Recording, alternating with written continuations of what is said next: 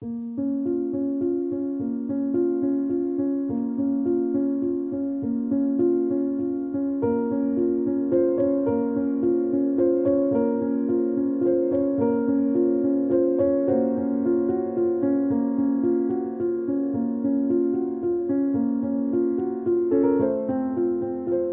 bienvenue sur la chaîne Les Oracles d'Or. Alors nous sommes le 11 décembre 2023. Alors je voudrais souhaiter la bienvenue aux nombreux nouveaux abonnés qui arrivent sur la chaîne et puis remercier les plus fidèles, les plus anciens et ceux qui me suivent peut-être même depuis le début, depuis plus de 2 ans maintenant.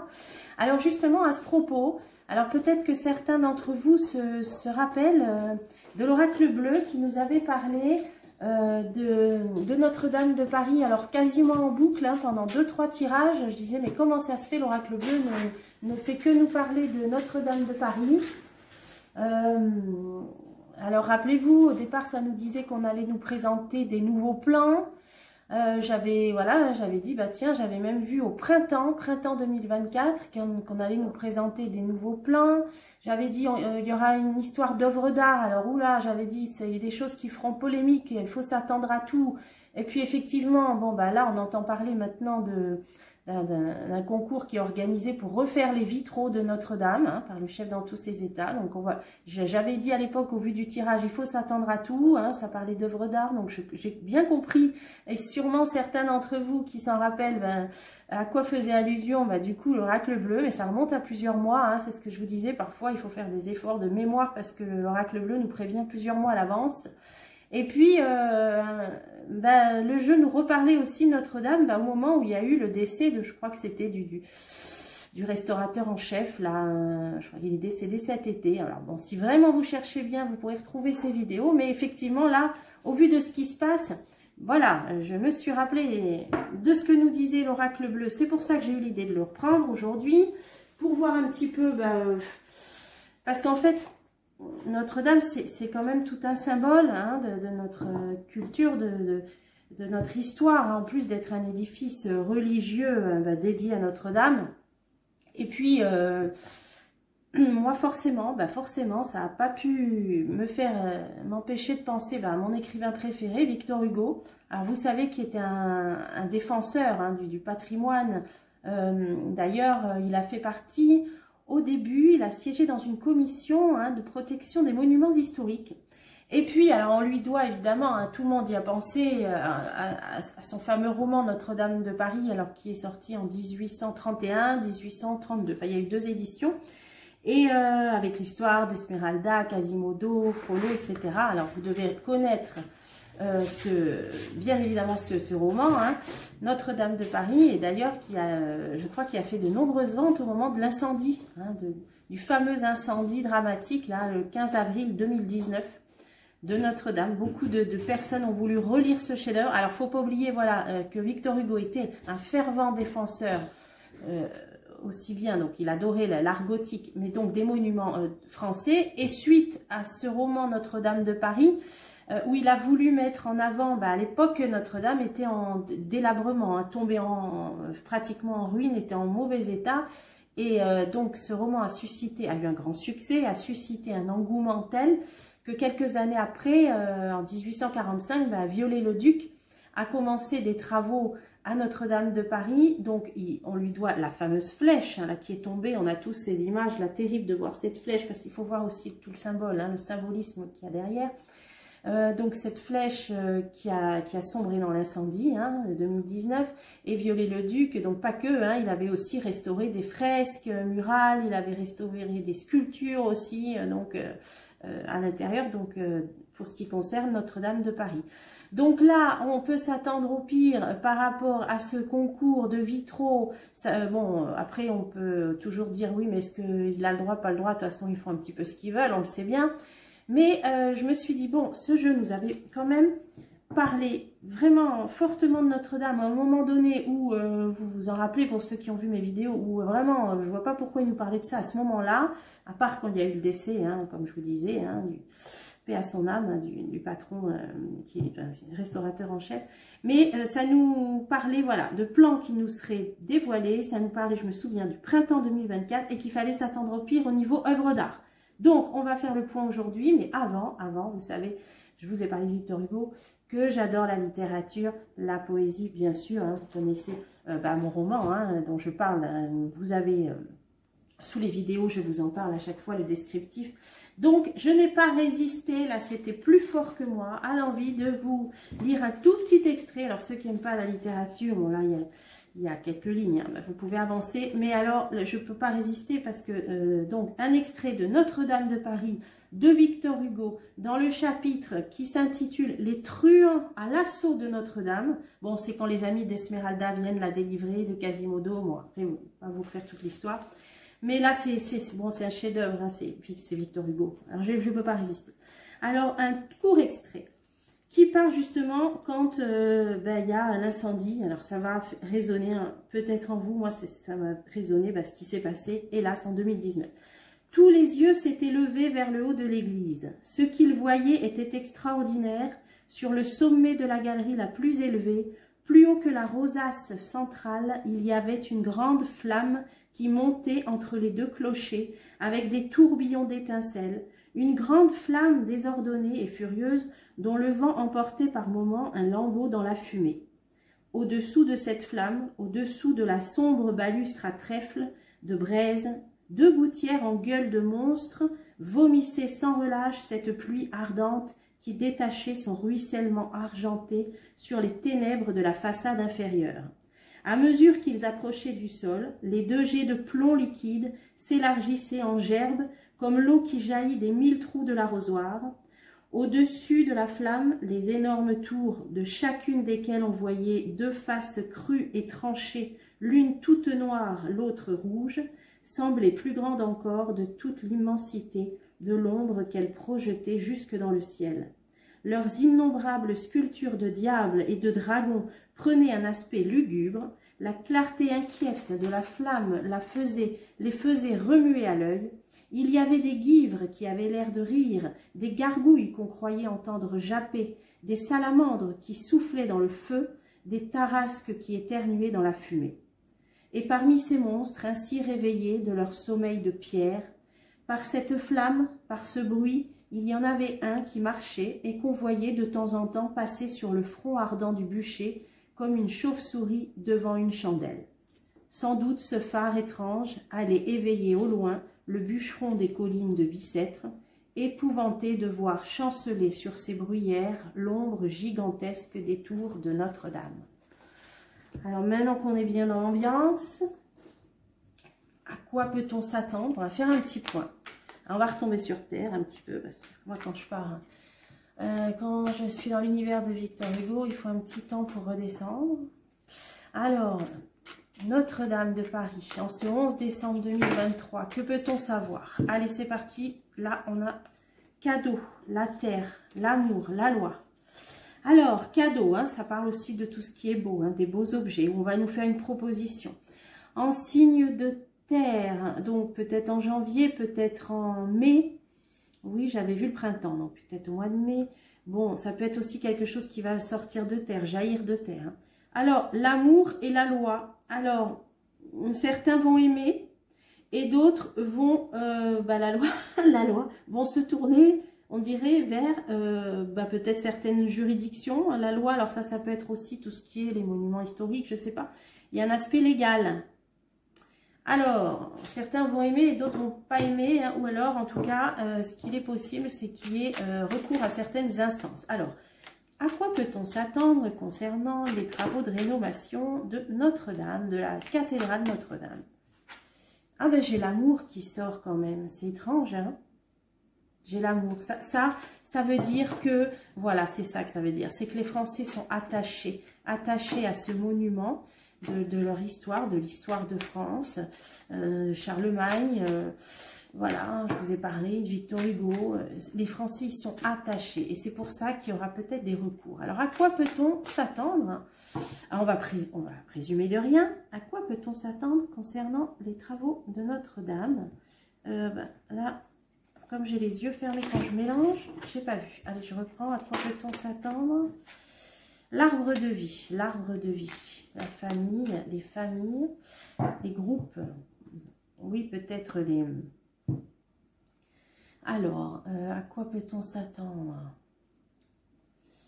Les fidèles, je vois le groupe de fidèles là dans la coupe qui vient de tomber, hein, l'arbre de vie. Alors, Notre-Dame, les autres. Alors, il y a l'étranger. Ah oui, il ne faut pas oublier aussi qu'il y a beaucoup de mécènes de l'étranger, je me rappelle même des États-Unis, qui ont participé. Ah là, c'est un élément important que la coupe nous donne. Il y a de nombreux mécènes étrangers qui ont participé financièrement aux travaux de rénovation et qui auront peut-être leur mot à dire aussi. Il ne faut pas oublier. Hein, il y a eu beaucoup de mécénats, je crois même d'Américains, hein, vous savez, qui apprécient le patrimoine, puisqu'ils ont un pays quand même neuf par rapport au nôtre, et qui adorent les vieilles pierres, et ils participent même souvent aux rénovations de châteaux, même en France. Là, qui ont participé aux rénovations de Notre-Dame, là, ils vont avoir leur mot à dire. Les arts, voilà. Donc là, on nous parle de mécènes étrangers qui vont avoir aussi leur mot à dire concernant ces œuvres artistiques que l'on va nous montrer. Et dans la carte qui a sauté, j'ai aussi les fidèles, hein, les fidèles au sens large. Alors, à quoi peut-on s'attendre concernant les travaux de Notre-Dame de Paris? Les arts, vous voyez, on est bien dans les œuvres d'art, hein, c'est ce que nous disait le tirage cet été dont je faisais allusion. Les changements, il va bien y avoir des changements qui vont être proposés. Hein. Et vous voyez, on voit une arc, on voit une arche, ouais, un arc, ouais, donc bon, c'est une cathédrale gothique. On voit bien qu'on, je me demande même s'il ne va pas y avoir des changements dans la structure ou dans l'architecture. Bon, on va voir. Chagrin. Alors, chagrin, forcément, le chagrin qu'il y a eu au moment de l'incendie, mais aussi le chagrin, là, peut-être, de ce qui ne va pas plaire. La stérilité. Ah, alors, ça veut dire qu'ils ne pourront peut-être pas faire grand-chose. Ah, le sacrifice. Bon, le sacrifice, bon, il y a eu toutes les suppositions derrière l'incendie de Notre-Dame, hein, on ne va pas en parler ici, mais il y a la notion de sacrifice. Alors, je vais recouvrir ça, je vais recouvrir tout, en fait. Hein. Tout le jeu est intéressant à recouvrir. Au niveau architecture, on a l'âme sœur. L'âme sœur. Alors, au niveau de l'architecture, l'âme sœur, ça peut aussi être des sculptures de saints éventuellement. Pourquoi j'ai l'été? Bon, alors, oui, les cartes nous avaient dit le printemps, mais bon, là en ce moment, là j'entends parler donc d'été. Et n'oublions pas qu'il y a les JO aussi en été 2024. Et je me demande d'ailleurs s'il n'y a pas un lien hein, entre... Moi j'avais vu qu'ils nous proposeraient même des nouveaux plans architecturaux, même des alentours. Je me demande s'il ne va pas y avoir un lien, vu qu'on a vu qu'ils n'ont pas hésité à tout enlever pour les JO, hein, les libraires le long de la Seine, etc. Donc... Ils sont plus à ça près, hein, parce que la cathédrale est juste au bord de la Seine. Hein. Donc, là, on a quelque chose d'œuvre artistique, on a quelque chose cet été. Alors, jeune fille. Ah, pour moi, c'est la Vierge. Hein. Pour moi, c'est la Vierge. Il peut être question peut-être d'une sculpture en hiver. Bon, alors, voilà, on va commencer déjà. On va nous lancer comme ça quelques bribes d'informations déjà cet hiver. Hein, pour quelque chose qui est une œuvre d'art. Concernant une œuvre d'art mais qui va être dévoilée cet été. Et moi je pense que ça parle de peut-être une statue de la Vierge, en tout cas de la Vierge, donc Notre-Dame qui lui est dédiée. Alors les changements, bon, on va voir à la ville, vous voyez, voilà. On est bien sur des changements là au niveau architectural, on a la ville, on a des bâtiments. Donc ça peut parler aussi de l'organisme, hein, des monuments historiques, même carrément des monuments de France, des architectes, d'architecture, tout ce qui est patrimoine. Alors, il y a des changements. Donc, il y a peut-être des demandes qui ont été faites, qui vont être faites. Ah, illusion. Illusion, c'est pour changer le visage. Pour changer le visage. Donc, pour moi, là, c'est au niveau de l'extérieur hein, de l'édifice et de son architecture. Alors, des changements. Espoir, espoir. Et vous voyez, on a toujours des cartes avec ces arches-là, ces voûtes. Alors, ils ont l'espoir de faire des changements au niveau de la structure, hein, même extérieure. Alors, on va continuer. La lumière, voilà, là, j'ai les vitraux. Là, j'ai les vitraux, vous voyez, ben, c'est ça, c'est ça. C'est ça, c'est que j'ai vu donc sur le fil Twitter X qu'il y avait un concours organisé pour proposer des idées de vitraux. Alors, là, c'est à ce niveau-là, je pense qu'il faut s'attendre au pire. Encore une fois, on va présumer de rien. Mais normalement, ce bâtiment devrait être préservé à l'identique. D'ailleurs, là, des changements qui vont être donc peut-être proposés à ceux qui sont chargés de la protection du patrimoine. Par rapport à l'illusion, ça c'est le monde de l'apparence, c'est l'apparence. Donc c'est sur la structure, changement de structure ou d'apparence tout simplement, hein, l'esthétique de cette cathédrale. Et là, on a l'espoir et là, on a la lumière, donc les vitraux. Donc ils veulent bien changer les vitraux, on en est bien là, hein. Allez, j'en remets une dessus. La mer. Oh, bah, qu'est-ce qu'ils vont pas nous mettre des poissons? Là, j'ai les vitraux. Et j'ai la mer. Alors, est-ce qu'il n'y en a pas un qui va demander à mettre une baleine ou Moby Dick? Non, je plaisante. Moby Dick sur les vitraux, non. Je sais pas, il y a une idée là de mer. Ils vont quand même pas faire une vitrine d'aquarium. J'en sais rien du tout. Là, je vous ai dit, il faudra s'attendre au pire. Hein. Bah, du coup, ça vaut le coup que j'en remette une. La femme. Ah, une sirène. Bon, on rit, mais c'est pas risible. Mais je me demande s'il va pas y avoir des sirènes sur les vitraux. Là, on a une femme et des poissons. Hein. Alors, bon, une méduse ou une sirène, une médusa, je sais pas. Bon, allez, on va continuer. Chagrin, montagne. Alors, c'est les collines, hein, les collines de Paris aussi. Alors, on a aussi le Sacré-Cœur qui est en hauteur. Alors, est-ce que il va y avoir comme une solidarité hein, entre tous les protecteurs des monuments de Paris en général? C'est possible. Allez, ce qui se situe sur une colline. Ah ben oui, vous voyez, l'arbre de vie, c'est la carte qui a sauté. Pour moi, ça, c'est tout l'ensemble des fidèles. Il va y avoir une solidarité avec d'autres monuments de Paris, dont situés sur des collines. Et j'ai pensé au Sacré-Cœur. Il y a le chagrin, il y a les fidèles. Il va peut-être y avoir comme un rassemblement, quelque chose comme ça. Hein. Le soir, la nuit, ouais. Par rapport à des éclairages aussi. Oh là, il faut s'attendre au pire avec des éclairages aussi. Je l'avais vu ça dans ce tirage. Hein. Vraiment, j'espère que certains d'entre vous s'en rappellent. Hein. Il y a quelques mois, tout ça, ça nous s'était sorti avec ce jeu. Ok, donc là, je vois un élan de solidarité avec même des fidèles des autres paroisses et notamment d'autres monuments religieux de Paris et peut-être le Sacré-Cœur. Alors, on va voir. On va continuer. Alors, stérilité, santé, qu'est-ce que ça veut dire? Là, qu'est-ce que ça veut dire? Stérilité, santé et les nouvelles. Donc, on va avoir des nouvelles. Il y a comme une impossibilité d'agir ou quelqu'un qui va être bloqué, hein, stérilité. Alors, santé. Alors, pourquoi la santé? Je ne comprends pas trop. Pourquoi la santé? Et là, des nouvelles. Ah, stérilité, santé. Alors, ça me fait penser, hein, là, je suis en voyance, hein, il y a des lieux de culte qui ont été fermés au début de la pandémie, où on ne pouvait même pas aller sans passe, rappelez-vous, sans passe partout. Là, il y a une idée comme ça. Est-ce qu'ils vont aussi demander un code ou un pass ou un QR code pour rentrer? On va l'apprendre, on va prendre quelque chose dans ce ton-là. Hein. Soit un pass, soit un QR code, hein. Pour rentrer dans la cathédrale. Hein. En tout cas, on va en avoir nouvelle, vous voyez, parce qu'on a quelqu'un qui est empêché d'agir, qui est bloqué, et pour des raisons de santé. Donc, ça me fait penser qu'il y a eu, à un moment donné, donc des histoires je ne sais plus si c'était le passe-partout pour rentrer, pour visiter Notre-Dame. Mais là, ils vont remettre ça sur le tapis, hein, parce qu'il y a on entend parler de QR code, là, pour les JO. Hein. Multiplication. Oui, ça, c'est pour les entrées. Moi, je me demande s'ils vont pas faire un genre de passe pour entrer dans le QR code pour visiter Notre-Dame. Alors là, la maison de Dieu, là, la maison du Seigneur ouverte à tout le monde, s'il y a un QR code dedans, je vous dis pas le bruit que ça va faire. Hein. La bienveillante. Pour moi, c'est Notre-Dame, la bienveillante. Hein. C'est la maternité, voilà. C'est la mère de tous les, la mère de tous les croyants déjà, de tous les chrétiens et la protectrice de la France. Les voyages. Alors, ça va retentir dans des pays étrangers, hein, cette histoire-là. Hein. Ouais. Le désert, ça va retentir. Il va y avoir, même jusque... Là, ça me fait penser aux chrétiens d'Orient. Je ne sais pas pourquoi, parce que j'ai le désert. Ouais. C'est quelque chose qui va faire du bruit bien autour, hein, chez tous les chrétiens du monde. Hein.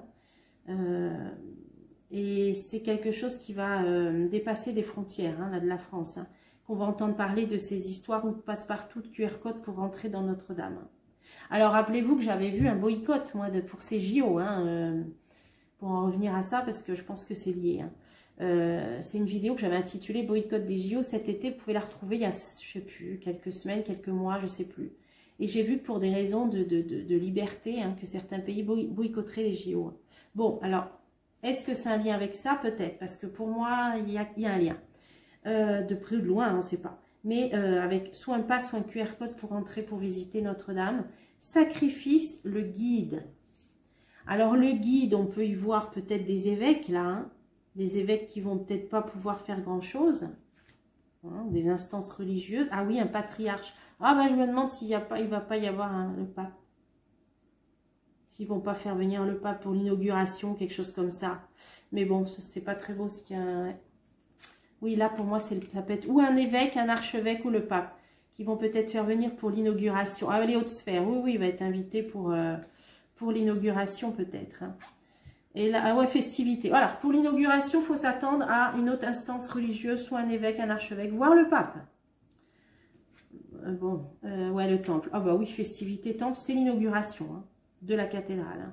Bon, bah là, qu'est-ce qu'on nous a dit? Bah ouais, pas terrible, le chagrin, le QR code ou le pass, il y a quelque chose qui va dépasser les frontières, dont on va entendre parler. Oui, dans les pays même, pour moi, du Proche-Orient, ouais, le monde effondré.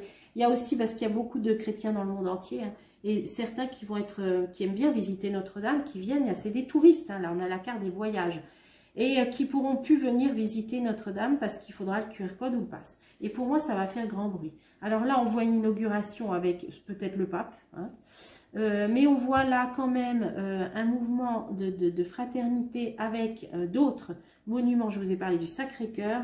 Et là, on va voir sur ces vitraux, alors je ne sais pas si c'est Médusa ou une sirène, mais quelque chose dans le même genre. Et puis, bon, vaut mieux en rire, hein, mais bon. Et là, on va déjà nous en parler cet hiver, hein, de nouvelles propositions artistiques. Hein. Bon, écoutez, la suite au prochain numéro, hein, de toute façon, de là-haut, voilà, on le sait que les entités protègent. Malheureusement, n'ont pas protégé de l'incendie, mais la foi, elle est indestructible. La foi des gens, elle est indestructible et aucun incendie ne pourra venir à bout de la foi hein, des gens. Alors, on va passer à autre chose. Là, on va retomber complètement sur terre parce que donc on m'a demandé, hein, je vous ai déjà passé à ça pour le Frexit.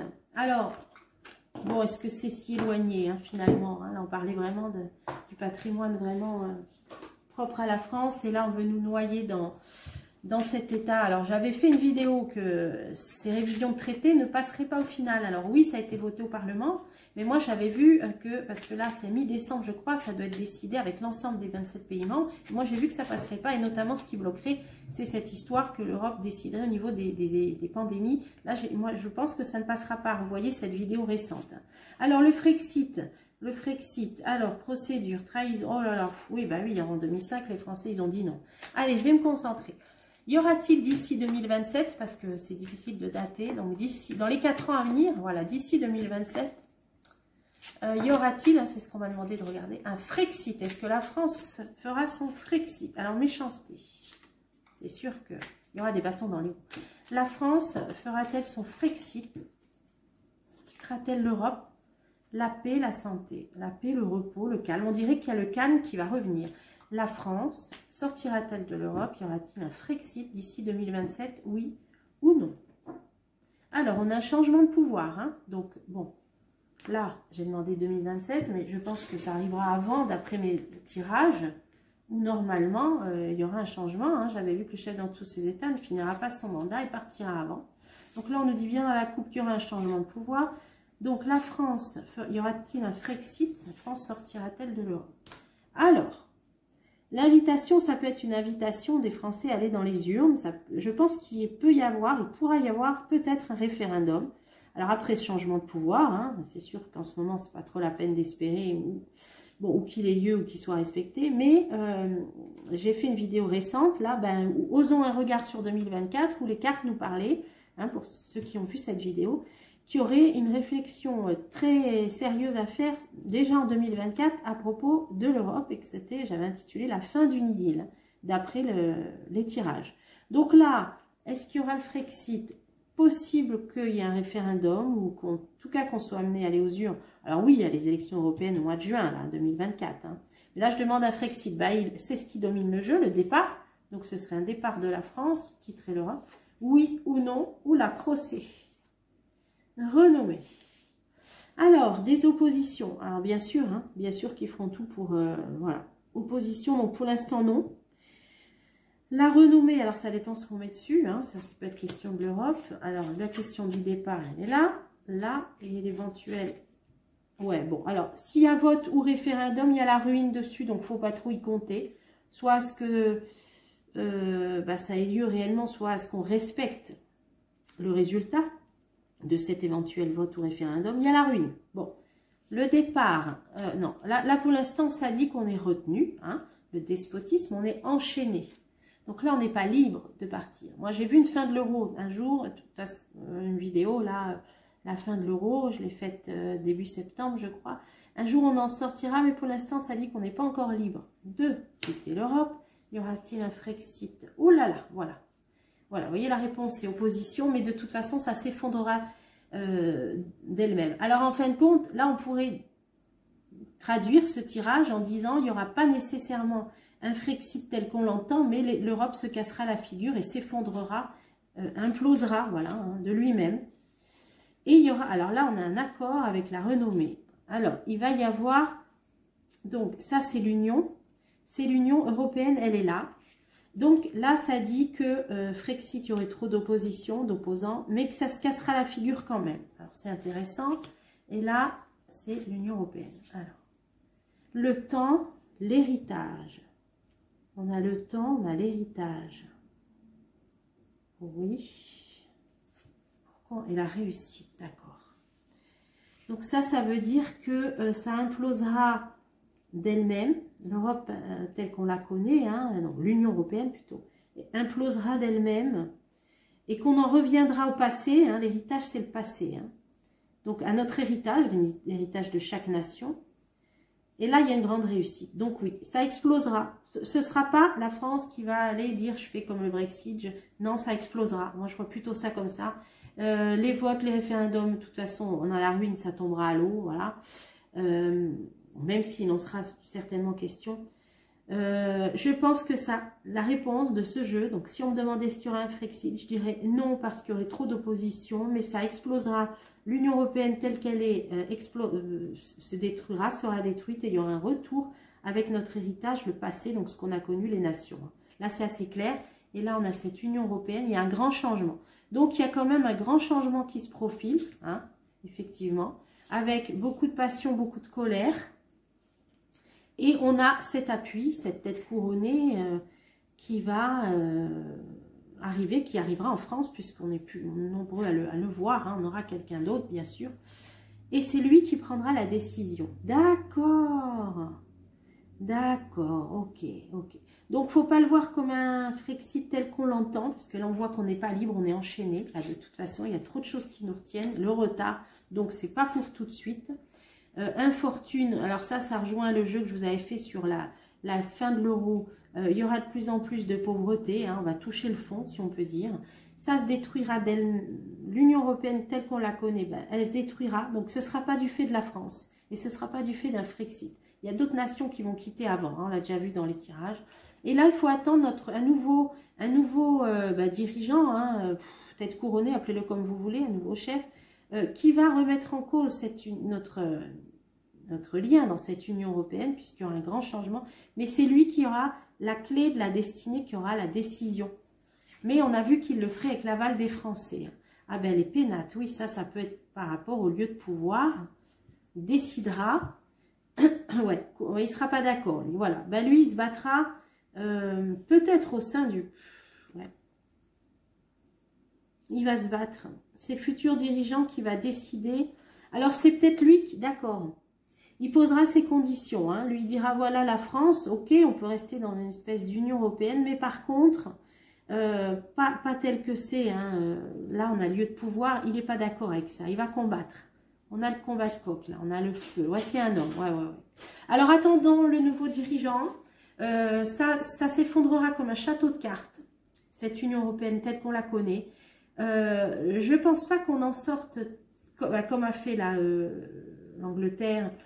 C'est un château de cartes qui s'effondrera et il restera quelques bribes de cette Union européenne, mais il y aura un grand changement qui sera initié par le futur dirigeant français qui, lui, n'est pas d'accord, combattra avec tel que c'est actuellement, parce qu'il y aura un retour avec ce qu'on a connu dans le passé, donc les nations. Et lui, il remettra les pendules à l'heure et il mettra ses conditions. Là, c'est comme ça que je vois. Allez, j'en remets une sur lui. Et le divin. Voilà, on a le divin. Ce sera pour le mieux. Bon, il y a une réussite. Donc voilà, il y aura un retour avec ce qui était avant. Il n'y aura pas à proprement parler un Frexit comme il y a eu le Brexit. Non, ce ne sera pas sous cette forme. Ça tombera comme un château de cartes. Et on aura un nouveau dirigeant, voilà, je vous l'ai dit, qui bataillera, qui défendra nos intérêts, défendra avec ardeur les intérêts de la France. Et lui, il a le divin de son côté, donc les décisions qu'il prendra seront les bonnes. Voilà, donc je pense avoir répondu. Donc oui, de toute façon, et même l'euro, hein, je vous avais dit, on reviendra. Il y aura un retour d'un franc, mais un franc métamorphosé. Alors si vous voulez revoir cette vidéo, si vous la retrouvez pas, dites-moi en commentaire, je vous mettrai le lien. Hein. Sinon, vous cherchez dans la chaîne, il y a l'onglet recherche, la chute de l'euro, ou l'euro va-t-il disparaître. Voilà, je l'avais faite il y a... au mois de septembre. Alors voilà, on va arrêter là pour pas que la vidéo soit trop longue. J'espère que ce petit voyage là dans le temps et dans l'histoire, dans le cœur de la France, ben, j'espère que ça vous a fait du bien. Voilà, qu'on se relie à tout ça, peu importe votre religion hein, d'ailleurs. Hein. Voilà, et puis je vous retrouve